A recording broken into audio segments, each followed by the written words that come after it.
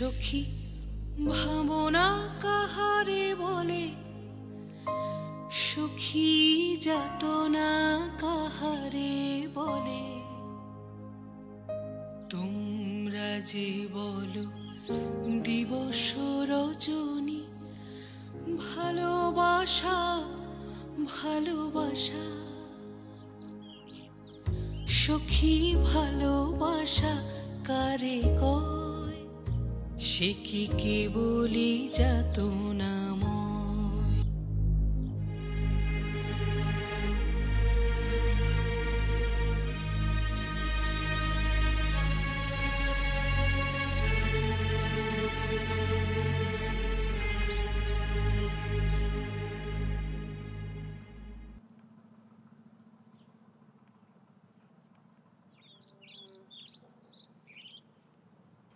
এই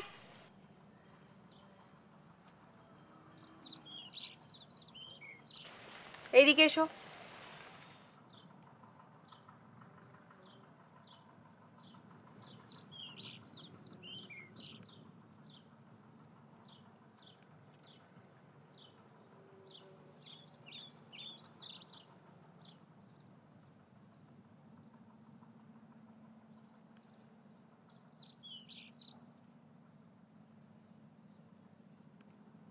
বৃত্তান্ত বলো।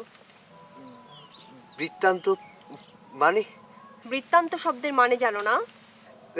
জানি, মানে ঠিক এই মুহূর্তে মানে বৃত্তান্ত মানে ঠিক আসছে না। অথচ আমার পেছনে ঘোরাঘুরি করছো। যা হোক, বাসায় গিয়ে বাংলা অভিধান দেখে নেবে। জি। কি নাম তোমার? আমার নাম নিশু। নিশু। শিশু? নিশু, ন রশ্মি, নিশু। বানান করে বলতে হবে না, ও ব্যাপারে আমার যথেষ্ট জানাশোনা আছে। আর ওটা ন রশ্মি না, ন রস্য ই। ন রশ্মি। মনে থাকবে? জি। এক বাক্যে প্রকাশ করো। আমি যেখানেই যাই, যেখানেই থাকি, সেখানে তুমি। কেন? আমি মানে মানে আসলে এক বাক্যে মনের ভাব প্রকাশ করতে পারছো না? ঠিক। আর এসব আমতা আমতা করা ছিল আমার একদম মোটেও পছন্দ না। তার উপর এসব ঔপনিবেশিক পোশাকে আমার ঘোরতর আপত্তি আছে। এসব কি হচ্ছে? আর একদিন যদি তোমাকে আমার সামনে দেখি, থাক, আরেকদিনের কথা আরেকদিন বলবো। দূর হয়ে যাও আমার সামনে থেকে।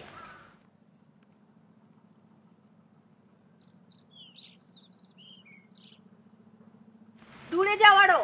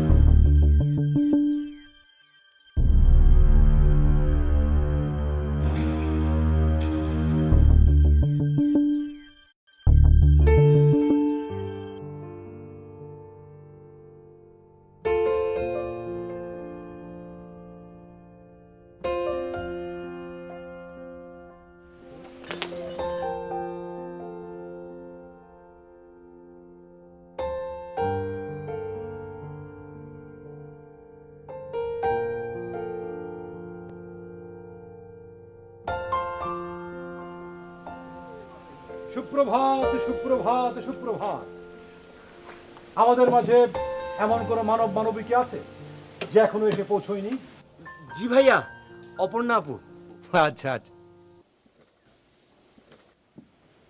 সে কি, অপর্ণা এখনো আসেনি?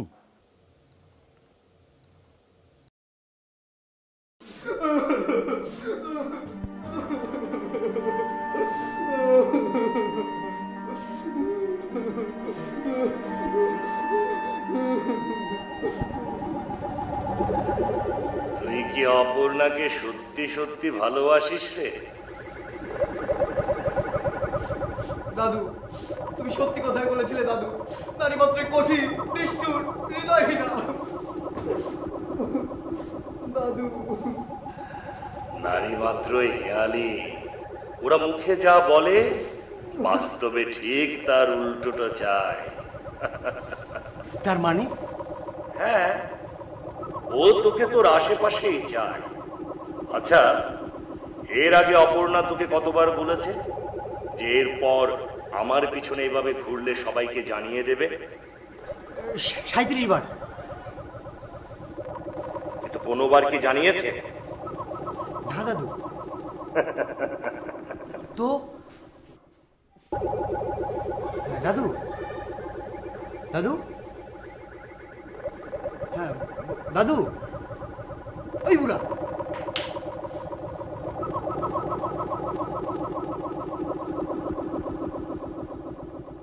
অপর্ণার কিছু হলো না তো?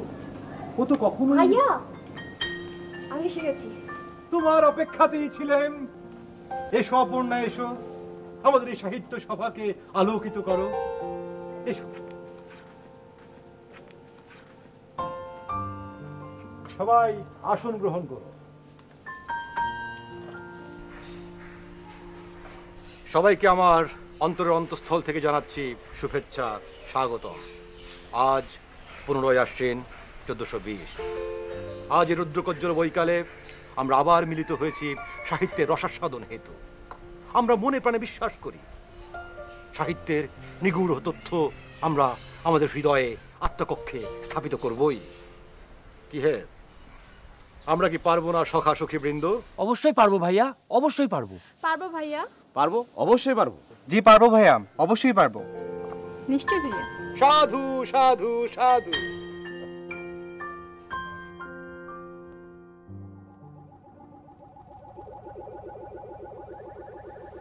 দাদু, ও দাদু, আমি যদি তোমার কাছে একটা বায়না ধরি, তুমি রাখবে? সারা জীবন ধরে তো তোর বায়নাই শুনে আসলাম, আবার কি? আমি তোমাকে দেখতে চাই দাদু। কেন? আমাকে তুই দেখতে পাচ্ছিস না? আমি সে দেখার কথা বলছি না। এই যে আমি তোমার সাথে প্রতিদিন কথা বলি, এভাবে কথা বলে কি মজা পাওয়া যায়? তোমার চোখ নেই, মুখ নেই। ইস, তুমি যদি মানুষের রূপ ধরে আমার সামনে আসতে। আল্লাহ, এমনিতে আমি আমাদের বৃক্ষ সমাজের নিয়মতান্ত্রিকতা ভেঙে তোর সাথে কথা বলি। একটা নিয়ম তো ভেঙেছই, আরেকটা নিয়ম ভাঙলে ক্ষতি কি? তাছাড়া তাছাড়া যাবতীয় মজা তো নিয়ম ভাঙাতেই। ওইসব বুজরুকি কথা আমার সামনে একদম বলবি না। আজ হতে এক নতুন যুগের সূচনা হবে, কল্লোল যুগের ন্যায়। তোমাদের প্রকৃত নাম পাবে বিলুপ্তির স্বাদ, অবশ্য প্রকৃত নামকে অবিকৃত রেখেই। প্রথমে শুরু করা যাক আবু বকরকে দিয়ে। আবু বকর, তোমার নাম হবে আকর। আবুর আ এবং বকরের কর, আকর। আকর শব্দের মানে হচ্ছে খনি। তেমনি পারুল হবে পাল, জাহাঙ্গীর হবে জার। জার শব্দের মানে বুঝো তো? প্রাচীনকালে রাশিয়ায় রাজাদেরকে যার নামে অভিহিত করা হতো। আফরোজা হবে রোজা, নাহিদ নাদ। নাদ মানে হচ্ছে শব্দ। তেমনি কামরুল হবে মরু। তার অপর্ণা, অপর্ণা, অপর্ণা, অপর্ণা হবে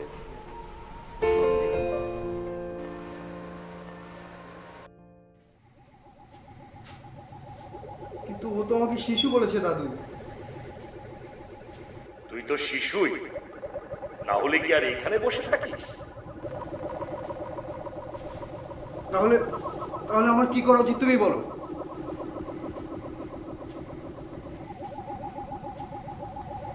অপর্ণার পাশে থাকা উচিত, যেন ডানে তাকালেও তোকে দেখতে পাই, বামে তাকালেও তোকে। ঠিক আছে দাদু, তাহলে কি আমি? হ্যাঁ, তুই ওই সাহিত্য সভাতেই যোগ দে। কবে থেকে দাদু? এই মুহূর্ত থেকে। হ্যাঁ দাদু, আমি এখন যাচ্ছি। তথাস্তু।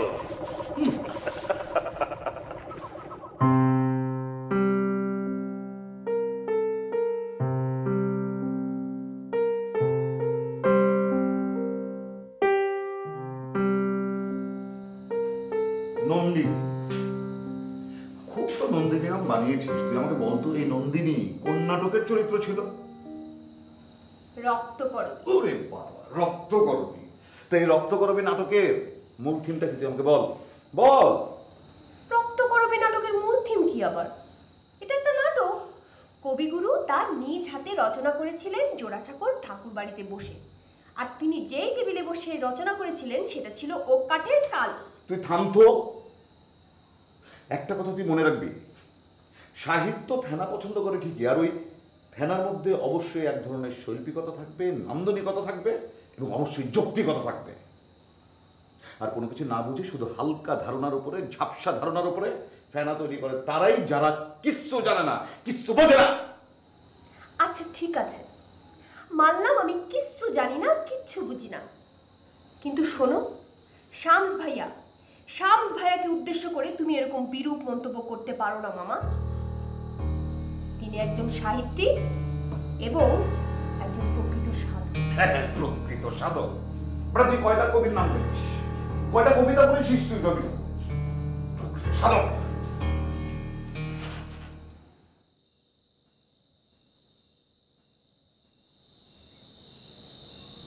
কেউ কি আছেন?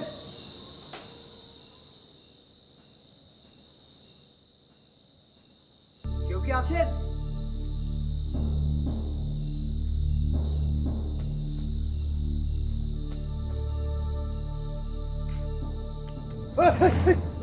আমি চোর না। কি আমি এখানে কেন এসেছি? এখানে এসেছি রক্তিম শামস নামে একজনের সাথে দেখা করতে। উনি এখানে আছেন? কোথায়?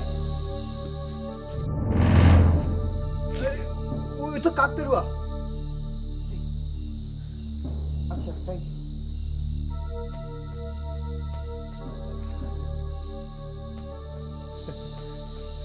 গুরু কেমন আছেন? আমি ভালো আছি, কিন্তু তুমি কি চাও হে বৎস?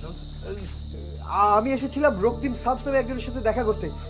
একজন দুষ্টুমি করে আপনাকে দেখিয়ে দিয়েছে। আমি তোমার প্রত্যাশিত কাঙ্ক্ষিত রক্তিম শামস। আপনি? কিন্তু আপনি এভাবে ঝুলছেন কেন? ওটা কাকতাড়ুয়া, আমি তোমার পশ্চাতে। গুরু আপনি এখানে? আমি আপনার কাছে এসেছি। কি হেতু আমার কাছে তোমার আগমন হে বৎস? আমি এসেছি সাহিত্য সুধা পান করতে। বুঝতে পেরেছি।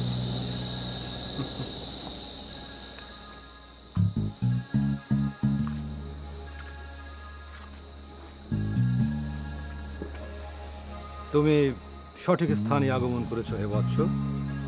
এই সেই সাহিত্যের পীঠস্থান যেখানে প্রতিনিয়ত সাহিত্য চর্চা হয়।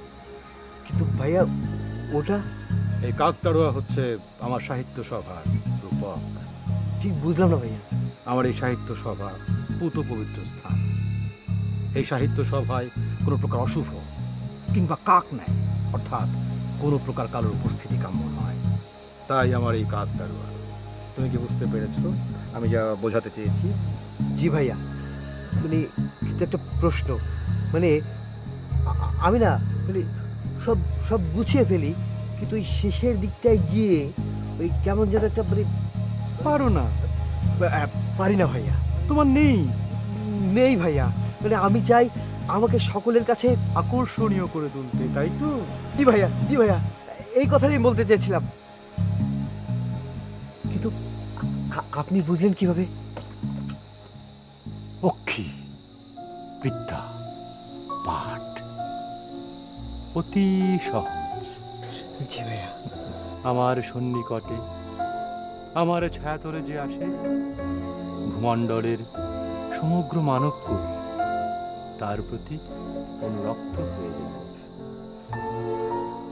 দেখা হবে পরবর্তী সভায়, ঠিক আছে? জি ভাইয়া।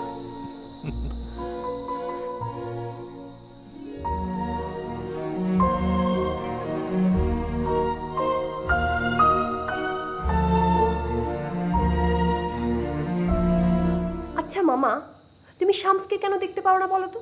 তুই কেন নিশোকে দেখতে পারিস না? আমি তো তবু তোর ওই শামস ভাইয়ার সম্পর্কে কিছু জানি, কিন্তু তুই কি জানিস নিশো সম্পর্কে? কিচ্ছু জানিস না। যতটুকু দেখেছি ততটুকুই বুঝতে পেরেছি ও একটা অকাল কুষ্মাণ্ড। অবনা, যাকে তুই ভালোবাসতে পারছিস না তাকে ঘৃণা করবার কোনো অধিকার তোর নেই, কোনো অধিকার নেই। মামা, ইয়েস।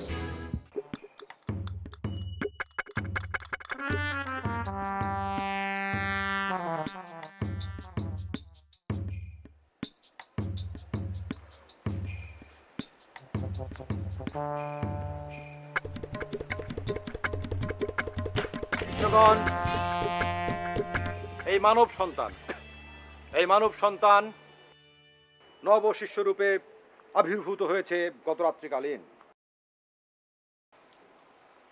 বৎস, কাকতারুয়া সাহিত্য অন্বেষণাগারে তোমাকে সুস্বাগতম। হে যিশু, শিশু, নিশু। বৎস, তুমি আসন গ্রহণ করো।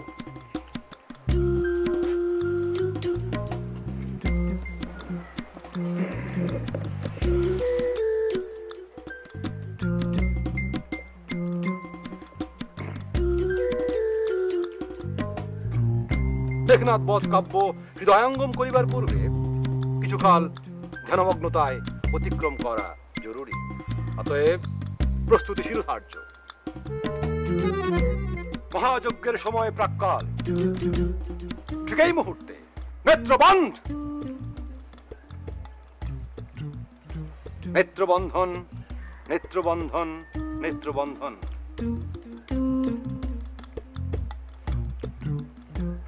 কল্পনা করো তরু পল্লবের সাথে তোমাদের সম্মিলন। উড্ডয়নী ডানার পাখির ন্যায় হালকা মনোভাবে চলন্ত, উড়ন্ত, ভাসমান্ত। অসভ্য, খেলবো না। সভ্য লম্পট, যে নারীকে সম্মান দিতে জানে না সে আবার সাহিত্য অনুধাবন কিভাবে করবে? নন্দিনী, নন্দিনী, নন্দিনী, উত্তেজনার হেতু কি আমাকে বলো। ভাইয়া, কতিপয় মনুষ্যরূপী কীট আমাদের এই সভাস্থলকে কলুষিত করছে, যা আমাদের জন্য অপমানকর। নন্দিনী, নন্দিনী, নন্দিনী, সর্বপ্রথম তুমি আমাকে বর্ণনা করো সবিস্তারে কি হয়েছে। এই নির্বোধ অসাহিত্যিক ছেলেটি ধ্যানের প্রাক্কালে আমার নেত্রবন্ধনের সুযোগ নিয়েছে। আমার কাছাকাছি আসবার চেষ্টা করেছে। ভাইয়া, এরা নারী লোভী। সাহিত্য অন্বেষণ এদের মূল উদ্দেশ্য নয়। এখনো কথা কি সত্যি? তুমি কি নন্দিনীর? না ভাইয়া, আমি তো। চুপ, ছোট লোক, লম্পট। শিষ্যগণ, আমি এই বিষয়ে স্বয়ং তদন্ত করিব, নিজ মস্তিষ্ক ব্যয়। অতএব স্থিরতা কাম্য। এই মুহূর্তে সাহিত্য সভা স্থগিত ঘোষণা করা হইল। আর মনে রাখিও, ক্ষমা চাইবার বিষয়খানি সকলের সম্মুখেই সংঘটিত হওয়া চাই। বিশেষ করে চতুর্থ দিন প্রত্যুষে নন্দিনীর কাছে। অত্য নিষ্ক্রান্ত।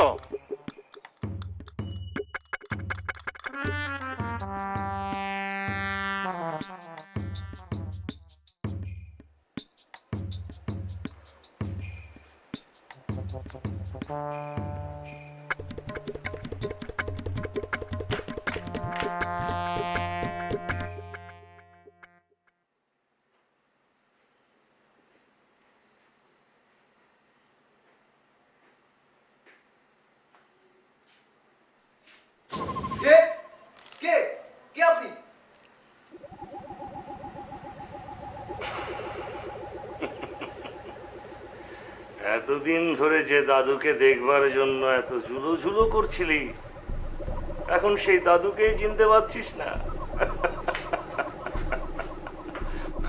দাদু, তুমি?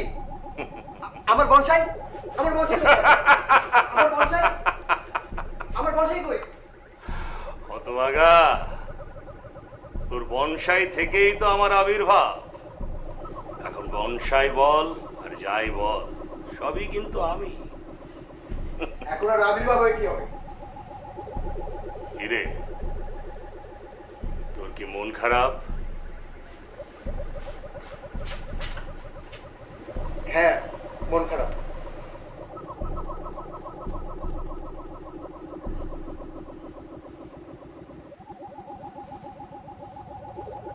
এভাবে মন খারাপ করে থাকলে তোর মনে যার বাস সেও কিন্তু কষ্ট পাবে। তার মানে আমি কষ্ট পেলে অপর্ণা কষ্ট পাবে? আলবাত, কারণ তোর মনে তো অপর্ণারই বাস। কিন্তু এখন আমার কি করণীয় দাদু? তোর এখন সামনে প্রতি পদে পদে বাধা, তোকে খুব সাবধানে পা ফেলতে হবে রে। বলো কি দাদু?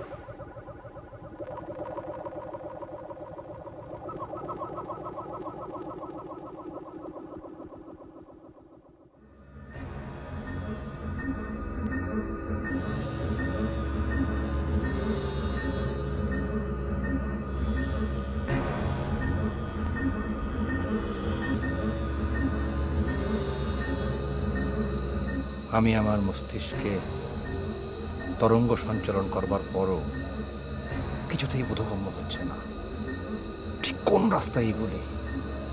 আমি ওর মন নামক বায়বীয় বস্তুটির নিগূঢ় সাক্ষাৎ পাব।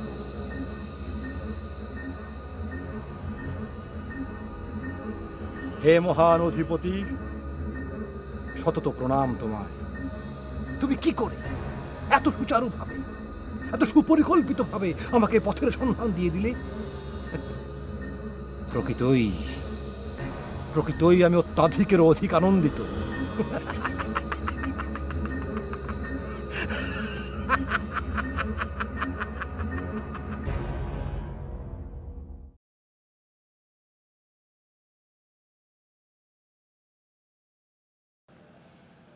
আমি মোটেও আনন্দিত হতে পারলাম না অপর্ণা। ব্যাপারটা তুই একদম ঠিক করিসনি। আচ্ছা ছোট মামা, তুমি কেন এমন করে বলছো বলো তো? আমি যে এর চেয়েও কঠিনতর বাক্যবাণে ওকে জর্জরিত করিনি, সেটাই তো ওর আজন্মের ভাগ্য। আচ্ছা তুই এটা কেন বুঝতে পারছিস না? এই ছেলেটা শুধুমাত্র তোকে দেখবার জন্য ওই সাহিত্য সভায় গিয়ে যোগ দিয়েছে। তোকে দেখবার জন্য দিনের পর দিন তোর পেছন পেছন ঘুরছে, আর তুইও তো ওকে কম অপমান করিসনি। কই, ছেলেটা তো তোকে ছেড়ে চলে যায়নি। মামা, ও আমার এখনো মানসিক মাপের হয়ে উঠতে পারেনি। ও তো তোর টেস্ট বুঝবার জন্যই এই সাহিত্যের দিকে ঝুঁকেছে। এটা কেন তুই দেখছিস না? আর তোর শামস তোর জন্য আলাদাভাবে কি করেছে? ও তো সবার সামনে সমানভাবে নিজেকে মেলে ধরেছে। আর ওদিকে নিশুর কথাটা একবার দেখ। মামা, নিশু যে আমাকে পাবার আকাঙ্ক্ষায় মত্ত, সেটারই বা কি প্রমাণ বলো? বেশ কিছুদিন আমার পিছনে ঘুরলেই কিংবা আমার মানসিক সমকক্ষ হওয়ার জন্য সাহিত্য চর্চায় যোগ দিলে কি প্রমাণিত হয় সে আমাকে ভালোবাসে? আচ্ছা ঠিক আছে, আমি আমার সাইকোলজিক্যাল টার্ম ব্যবহার করে ব্যাপারটা দেখব। সেটা কিভাবে? ওর সাথে আমি দেখা করব, ওর চোখে চোখ রেখে কথা বলবো।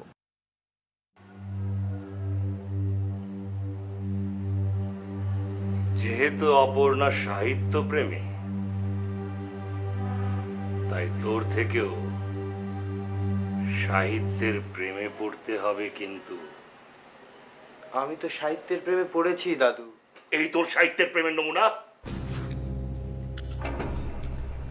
তোর পোশাক আশাকে, কথাবার্তা, চাল চলো, জ্ঞানে সাহিত্যের কোনো লক্ষণই তো দেখি না।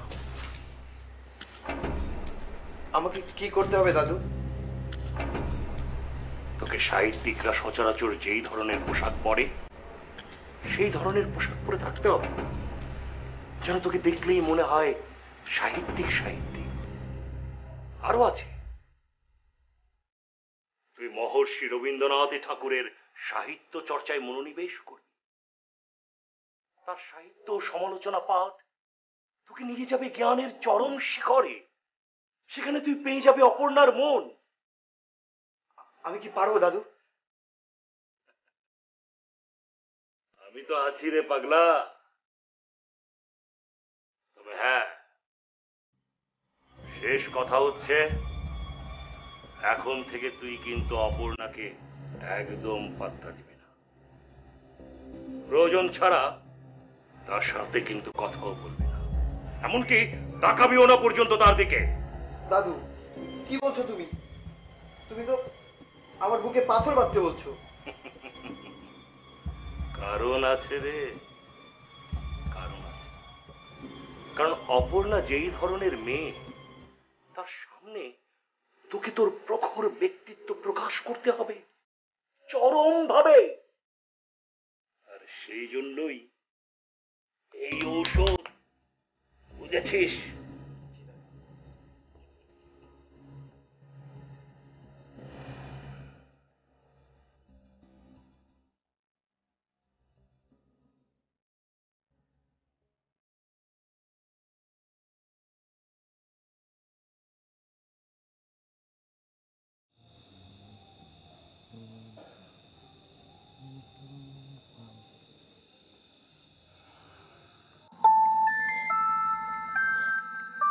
এক মিনিট বাবা, দেখো আমাকে কে ফোন করেছে। সাহিত্য সাধক রক্তিম শাম। হ্যালো, রাত্রিকালীন শুভেচ্ছা ভাইয়া। ক্ষণে ক্ষণে অমনে চমকে লাগিয়ে দিয়ে চলে যাও কেন নন্দিনী? তোমাকে এখন বলো তুমি কেমন আছো, কেমন থাকো? তোমার মন আকাশে এখনো কি মেঘের ঘন ঘটা? না ভাইয়া, মন আকাশে শরৎকালের রবি রশ্মি। শুনিয়া তৃপ্ত হইলাম নন্দিনী। আচ্ছা, তোমার পার্শ্বে কি এখন তোমার মাতৃভ্রাতা উপস্থিত?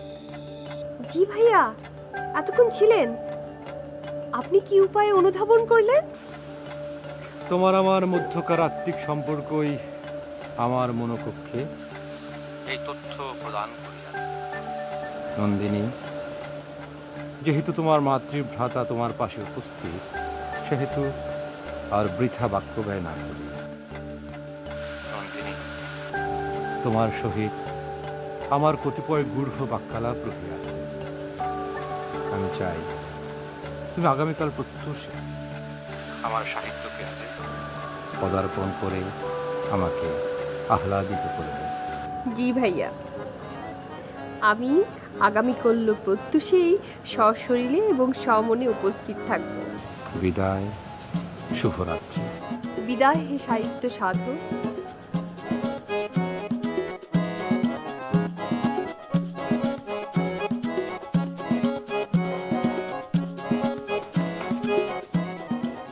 আপনি এখানে? আপনার এখনো পরিবর্তনের কারণ? আমি কারোর সাথে ব্যক্তিগত বিষয় নিয়ে কথা বলা একদম পছন্দ করি না।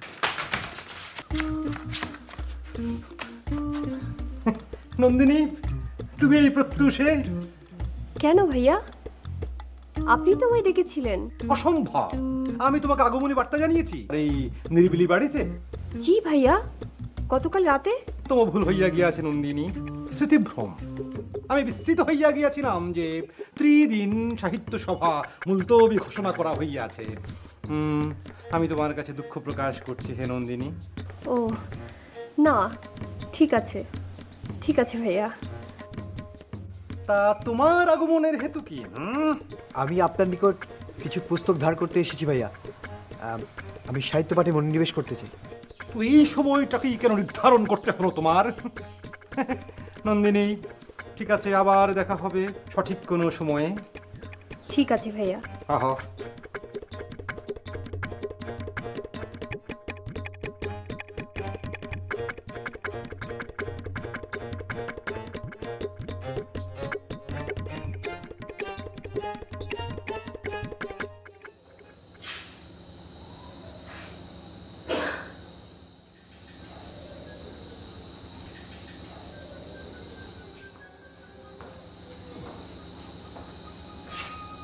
কিরে,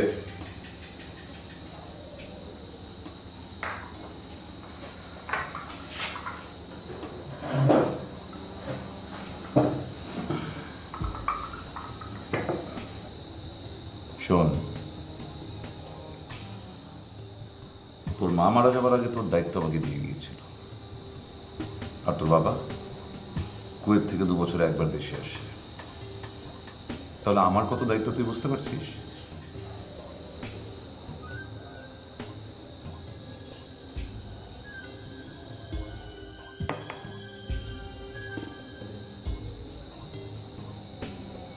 আমি তোকে সাবধান করেছিলাম রক্তিম শামসের ব্যাপারে, করিনি?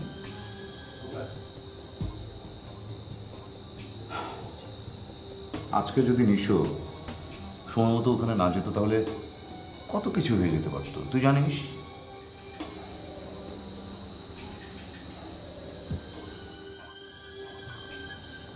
যাকে এত ঘৃণা করিস সে তোর কত বড় উপকার করলে তুই বুঝতে পারছিস?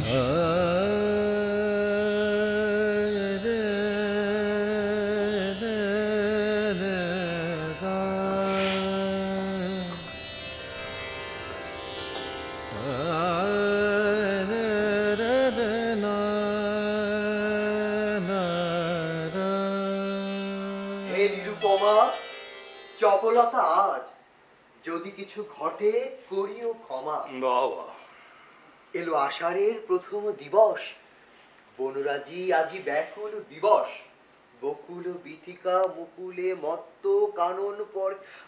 দাদু, এ মহা কঠিন বই। জ্ঞান লাভ কি অত সহজ বিষয় বলে মনে হয় তোর? না দাদু, আমি আসলে বলতে যাচ্ছি যে বেশি কথা না বলে পড়ায় মনোযোগ দে। দাদু, আমি তো শামস ভাইয়ের সাহিত্য সভায় রোজ যাই, তাও কেন কষ্ট করে এই বই পড়তে হবে? গর্ধব, সাহিত্য কি শুনে শুনে বোঝবার জিনিস? না ওটা এমন কোন খাবার বস্তু যে কেউ তোর মুখের সামনে ধরলো আর তুই টপ করে সেটা গিলে খেয়ে ফেললি? যত পাঠ করবি ততই তুই নতুন নতুন জগৎ দেখতে পাবি। সেই জগতে তুইও যেমন থাকবি, অপর্ণাও তেমন থাকবে, বুঝেছিস? আমি কি পারবো দাদু?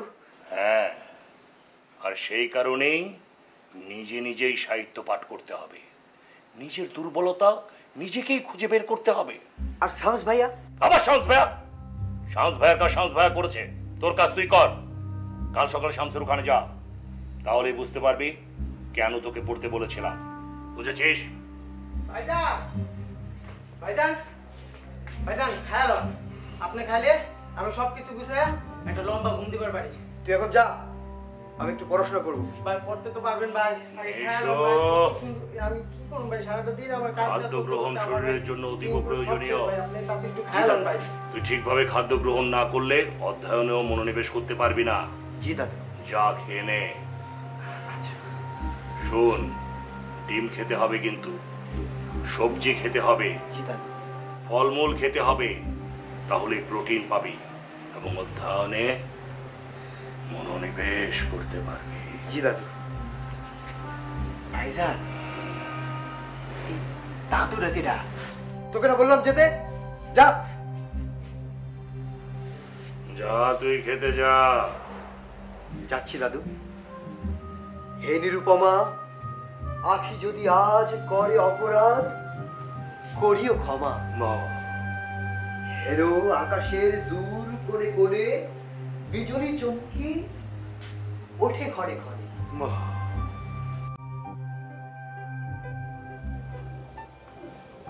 শুভ অপরাহ্ন।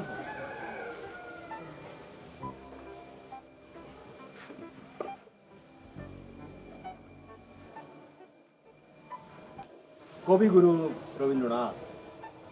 আজকে আমরা রবীন্দ্রনাথকে নিয়ে কথা বলব। কবিগুরু রবীন্দ্রনাথ ছিলেন অমিত প্রতিভাধর একজন মানব। তিনি তার সমস্ত সৃষ্টিকর্ম, মানে তার জীবনের অভিজ্ঞতা লিপিবদ্ধ করে গেছেন। তার গল্প, কবিতা, গান, নাটক, উপন্যাস সর্বত্র। পৃথিবীর তাবৎ বিখ্যাত লেখকরাই তাই করেছেন। সোনার তরীতে রবীন্দ্রনাথ কি লিখতে চেয়েছেন, মানে কি লিখেছেন? তিনি লিখেছেন একজন চাষির কথা, যে চাষি ধান কাটবার পর সেই ধান নৌকায় তুলছিল। নৌকায় ধান তুলতে তুলতে সে একসময় লক্ষ্য করলো নৌকায় ধানে ভরে গেছে, কিন্তু তার উঠবার কোনো জায়গা নেই। এখন সে কি করবে? এদিকে ঝড় চলে এসছে, ঝড়। সে নৌকায় উঠতে না পারলে তার মৃত্যু অনিবার্য। সে কি নৌকায় উঠবে, ধানগুলোকে নামিয়ে দিবে, নাকি থেকে যাবে? এই দৃশ্যটি রবীন্দ্রনাথ বাতায়নে বসে দেখলেন এবং লিখলেন কবিতা সোনার তরী। এমনকি তার অমর সঙ্গীত। ভাইয়া, বুঝতে পারোনি তো? আবার বলবো, না ভাইয়া, মানে আমি একটু অন্যরকম জানতাম ভাইয়া। অন্যরকম কি জানতে? মানে কবিতার মূল ভাবটা তো আমি জানি, মানে অনেকেই সোনারতরীর মূল ভাবটা বুঝতে পারে না। তুমি মনোযোগ প্রদান করো, তাহলেই তুমি ভাইয়া আমি যতদূর জানি এটা একটা রূপক কবিতা। তাই তো, রূপকই তো। আর নৌকা মানে মূলত মহাকালকে বোঝানো হয়েছে। মানে তুমি কি বলতে চাও? ভাইয়া, সোনারতরী কাব্যগ্রন্থটি মূলত কবির এক কঠিন বোধ থেকে সৃষ্টি। কবি খেয়াল করে দেখলেন যে তিনি তো এই পৃথিবীতে থাকবেন না, মহাকাল থেকে গ্রাস করবে ঠিকই, কিন্তু তিনি একের পর এক সৃষ্টি করে চলেছেন। কবি বিস্ময়ের সাথে লক্ষ্য করলেন যে তার সৃষ্টি থেকে যাবে ঠিকই, কিন্তু তিনি থাকবেন না, মহাকাল থেকে গ্রাস করবে ঠিকই। মহাকালের কাছে সৃষ্টির মূল্য আছে, কিন্তু স্রষ্টার মূল্য নেই। এই প্রবল আক্ষেপ এবং ধ্রুব সত্যকে তিনি ব্যক্ত করেছেন এই কবিতায়। এখানে মহাকাল বলতে নৌকাটিকে বোঝানো হয়েছে এবং চাষিটি তিনি নিজে।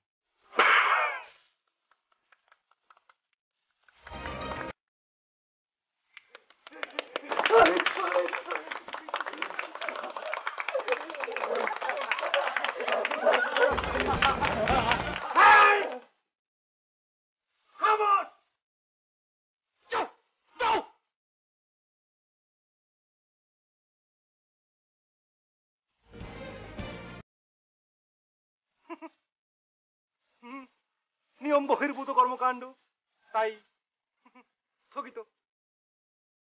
যাও যাও, সবাই যার যার বাড়ি যাও।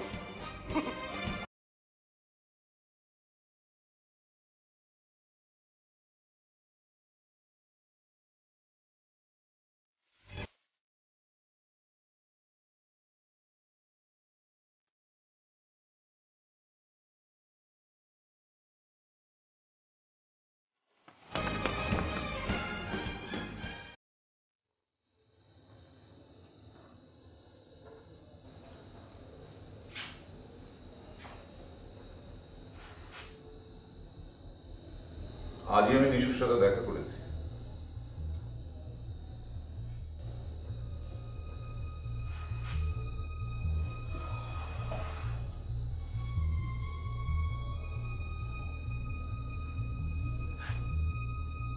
প্রথমে আমি যখন নিশু ছেলেটাকে দেখলাম আমি ভাবলাম তুই ঠিক আছিস, কিন্তু একটু পর যখন আমি ওর চোখের দিকে তাকালাম আমার সব হিসেবে গোলমাল হয়ে গেল। আমি অবাক হয়ে দেখলাম ছেলেটার চোখের মধ্যে কি যেন একটা আছে যা তাকে অন্য সবার থেকে আলাদা করে দেয়। পরে বুঝলাম ছেলেটা খুব সরল, আর ওর ভেতরে সত্যকার একজন মানুষের বাস।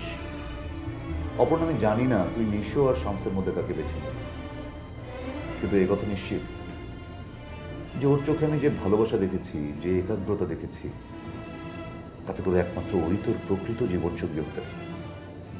অবশ্য ব্যক্তিগত বিবেচনার অধিকার তোর আছে, আর আমার কথা যে মানতেই হবে এমনটা কোথাও লেখা নেই।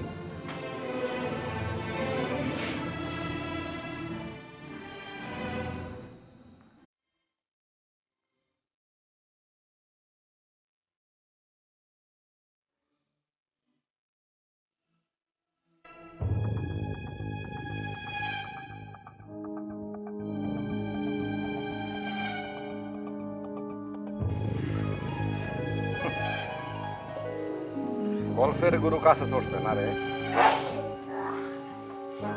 কথা কওয়ার শখ হয়েছে। 3 বছর হয় না পোল্টি মারার লাগিয়া জানা কিন্তু বাঁচবি না রে, চিন্তা করো দেখা। কথাবার্তা বন্ধ থাকবো, মনে থাকবো না রে। অবলীলা সাঙ্গ হবে, উল্টা পাল্টা করবে।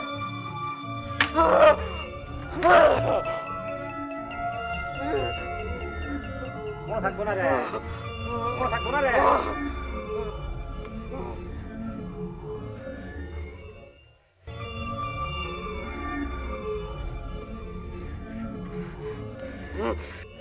নিশু ভাই, আপনি গতকাল যা বললেন অসাধারণ হয়েছে, এত চমৎকার কি বলবো। আচ্ছা নিশু ভাই, আপনি এত সুন্দর করে বললেন কিভাবে? আপনি তো এর আগে কোনো সাহিত্য সভার সদস্যও ছিলেন না, তাই না? আরে হ্যাঁ নিশু ভাই, আমি তো যাকে বলে ওই মানে একেবারে পুরো তাক লাগানো অবস্থায় ছিলাম।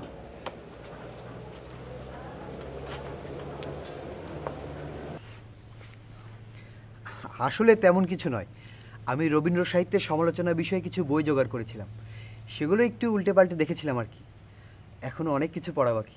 তারপরও যে খেল দেখালেন, শামস ভাই তো কাশতে কাশতে সারা দিনটাই পার করে দিল। শিষ্যগণ সমবেত হও। আমাদের আজকের আলোচ্য বিষয় দান্দিকতা। দান্দিকতা রাখেন আপনার আলোচনা, আলোচনা বহুত করতেন, আর আলোচনা করতে দিব না। ভাই চাপ, একদম চাপ। আপনি তো আমার আমার আপনারা কি, আপনারা যে এত বোকা এটা তো আগে জানতাম না। কি রে মন্টু, তুই কথা বলতে পারিস? কথা আমি কইতে পারতাম, কিন্তু একদিন কই নাই। আজকা কোন লাগবই। একদম চুপ, একদম একদম চুপ। বেলপ চুপ। কেন কেন আমার কি আবার ওই কাকতরার মতো জুলাই মারবেন? মারেন। এই কি হয়েছে খুলে বলো তো। এই এই এই হারামজাদা, তোকে অর্ধচন্দ্র দিয়ে এখান থেকে বের করে দেব। শামস ভাই আপনি থামেন তো। মন্টু তুমি বলো। এর আসল নাম হইল শামসু। শামসু নাম পাল্টায় ভং ধরছে। কি বলছিস মন্টু, এসব তুই কি বলছিস? বাবা ঠিক কথা কইতেছি। আর এই যে হে আপনাকে কইছে না যে এমএ পাস করছে, এটাও মিছা কথা।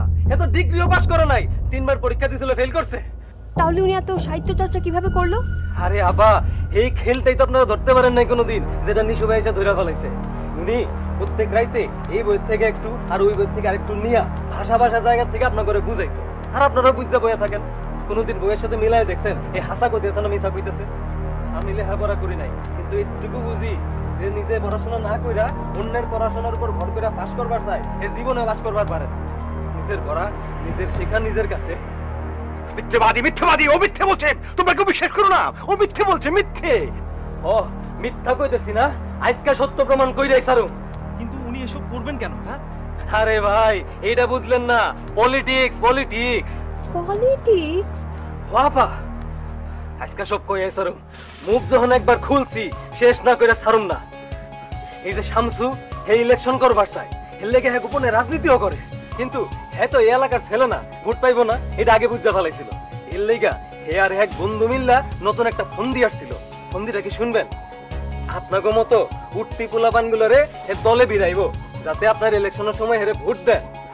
আর এই কামের লেগা 3 বছর ধরে হে আপনার ঘরে ঘাস খাওয়া যাইতেছে, আপনারা মজা করে খাইতেছেন।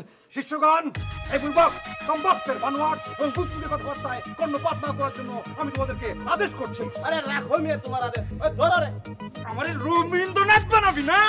আউ আউ আউ আউ আউ। কি করছো? থামো থামো। উনি তোমার চেয়ে বয়সে বড়, কুকুরের কাজ কুকুর করেছে, কামড় দিয়েছে পায়, তাই বলে তুমি।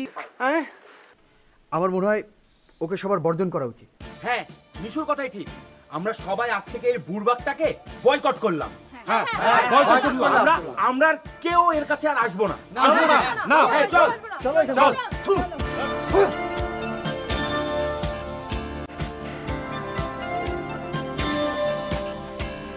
নন্দিনী, নন্দা,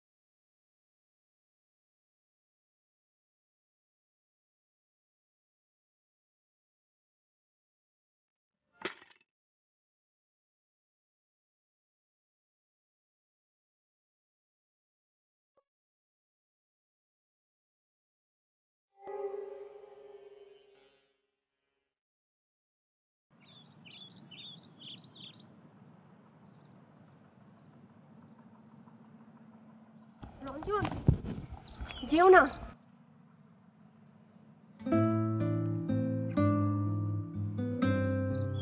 বলো।